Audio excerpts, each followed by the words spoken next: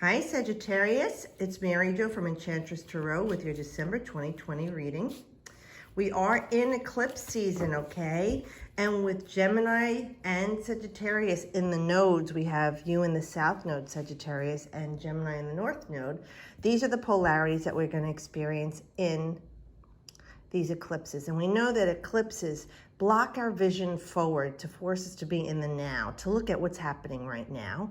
And they also are endings and closures, eliminations, just as they say they eclipse things. So that being said, as we began 2020, I had the video up talking about seeing things with visual acuity, seeing things in the distance with the finer details. Now reflect back. What have you been able to see differently that was a blur before? What is more important now? What is the finer details that you're seeing? What can you see up close that you were not able to see that seems so distant in your life?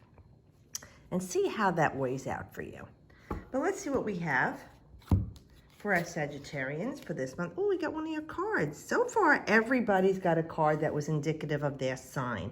And you know, the eclipse energies go out like 5 months. So this is very strong energy. And on the 30th of November is the lunar eclipse, okay, in Gemini. I'm recording on the 29th right now. So we do have some very strong energy. Excuse me. So we're looking at the 9 of Wands. And we see that our soldier of fortune is beaten and battered from everything he's been through. Now this does talk about your energy being put toward a lot of different things. Okay, because this is moon in Sagittarius, so it was very draining. It may have even been emotionally draining for you. This card is December 3rd to 12th, so that could be maybe even some birthdays that fall in that time frame if that's your decan. But we're talking about for this month, this period coming to a close for you. Now you can win whatever you've been fighting or in having a trial or tribulation or even challenges in, whether it's love, money, health, relationships, business. Put it in a general perspective. What's going on in your life that you've been struggling with, that you, okay, I took care of this. Oh, now I got to do this. Oh, now this came up. And see, this is what all these wands are representing with work or a social situation that you're putting your energy into. And you're pretty beat up over it. Okay? The good thing is it is coming to an end and you just have one more push before this is over. Now you can win this. The only thing, Sag, is you need to step back and take a breath. You need to do some loving energy work on yourself. Maybe not equal to what you've been doing, obviously, because it'd probably be too much, but do something nice for yourself. Get a massage, get a pedicure, a manicure. Go for a run. Go to the gym and work out. Get a facial. You know, guys, I don't know what you would like to do. Just have a veg fest on the couch, you know, just veg out and watch all different sports. Whatever is a way for you to have like a little staycation, do this. And you can win at this. Just right now, you need to love and nurture yourself and restore your energy. Okay? Oh, there goes Mickey again. Alrighty, now we have the 6 of Swords.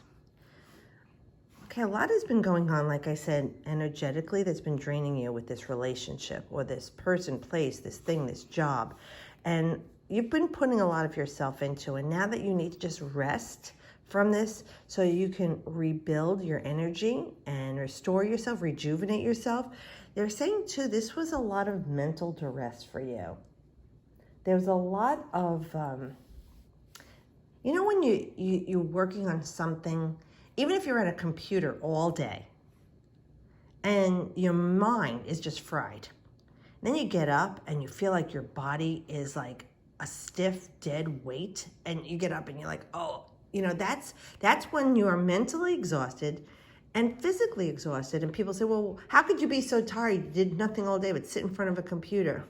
Well, your body is in a frozen state and your mind is pretty much just almost like meditating on what you're doing, and you're not thinking of food, drinking, going to the bathroom.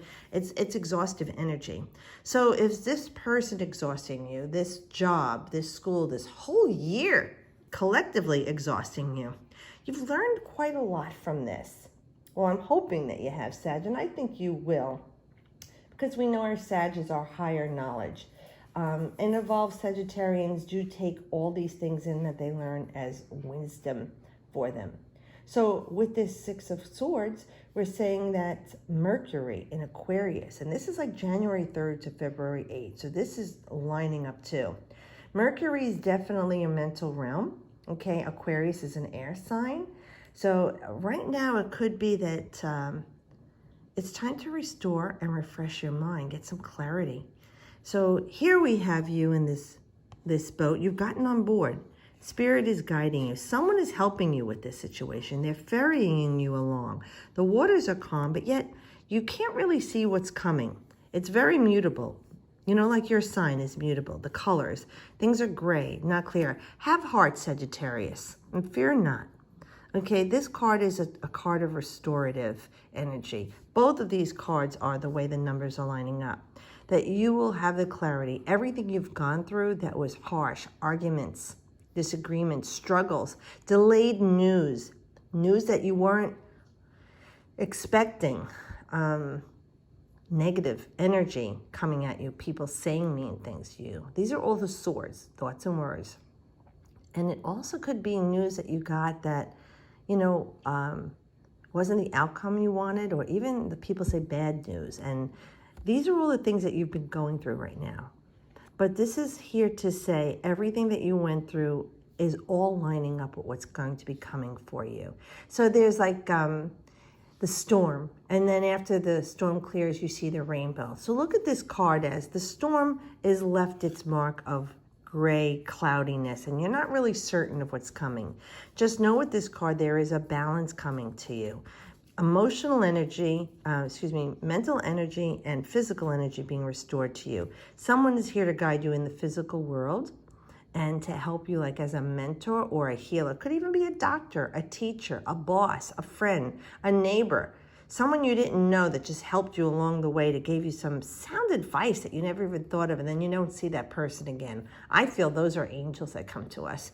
I've had that experience happen to me a number of times where I met this person at a poignant time in my life, and they offered me something that I never would have thought of, help or guidance, a helping hand, and then I never saw them again. This is the kind of energy for you right now that's going to help you get the clarity that you need.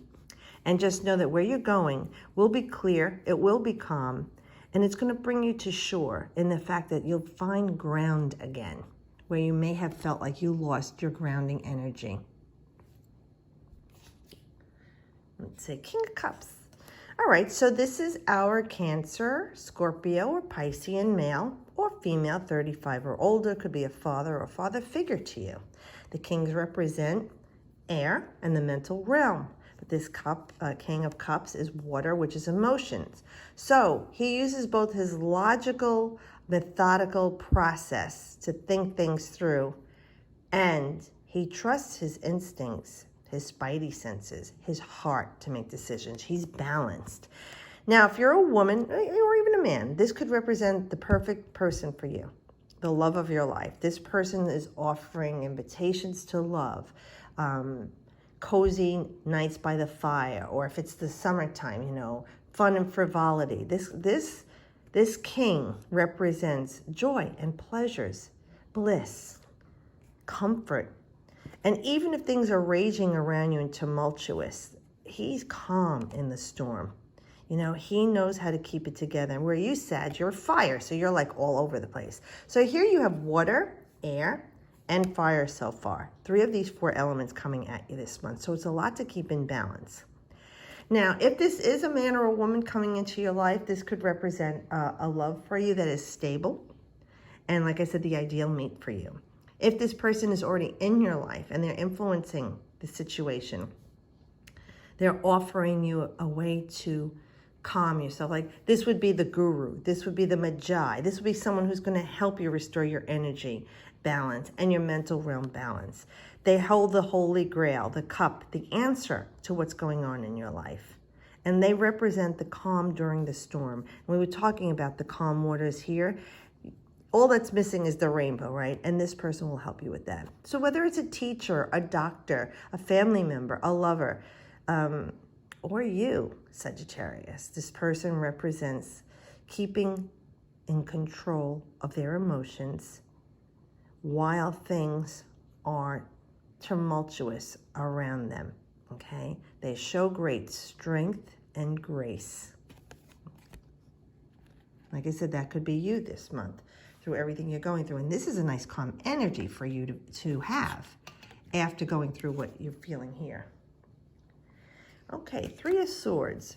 You're saying, oh, geez, for anybody who knows the Tarot. Well, you know me, I like to read with a positive message. Now, the Three of Swords would go into Saturn and Libra. That's an interesting combination, Saturn and Libra. October 3rd to 12th, this could have gone back to then. And it could have been something where you felt like you had to make a choice about a separation. And with these eclipses, we know there is separation. There's going to be things ending. And on the collective, things are ending and changing. Saturn is the collective governments, religions, higher authorities over us, foundations and buildings, old paradigms and structures. But Libra wants balance, wants justice, wants karmic debt to be paid. So there's quite a conundrum with those two there as they meet up in this. So for you, I feel like you're making this choice about this separation. Whether you're separating yourself from the way you were living your life, Sagittarius, and you're saying, you know what, I'm not going to do this anymore. I'm done with the woods. I'm giving of myself. I'm draining all my energy, everything I have. I have nothing left for me. And they don't even appreciate me. Whether that's a job, a family member, or a loved one, a lover. And you're making this choice, and it's kind of hard. But look, mentally, you're drained. Physically, you're drained, and you're looking for a calm. So it could be you separating yourself from this person who's been causing all this drain. Now, yes, you could say, well, Mary, do I allow it to happen? Sure, but when you love somebody or family members or you have a job, you kind of feel like you're forced to do it, Sagittarius. So this is saying, you know what, I'm done with that. And this is not an easy decision. We see that, you know, she's a little forlorn here, but is making the choice. For some of you, it could even be a separation again. You know, I know that the numbers are peaking around with this virus, so it could be you guys everybody's going back into lockdown in certain parts of the world, and you're feeling like you're missing your friends, your families, your loved one. You know, many people are just quarantining together. You know, in the first cycle, they did it because they were forced to. In the second cycle, they're choosing to because they figured it out. But just know that this choice that you're making mentally is going to give you peace. You might feel that you're out of balance with it, but with this card, it's talking about Saturn and Libra. Saturn makes very responsible choices, and Libra weighs them before they make a decision. So fear not, dear Sagittarius. This choice to separate yourself from the anxiety and depression and misery and loneliness will bring you your rainbow. It's just you don't see it yet. Like I said, the storm maybe is not completely over, and these readings do go out for 2 to 3 months. So it could be something that's coming. Now I am pulling an oracle card for everyone with the Good Tarot.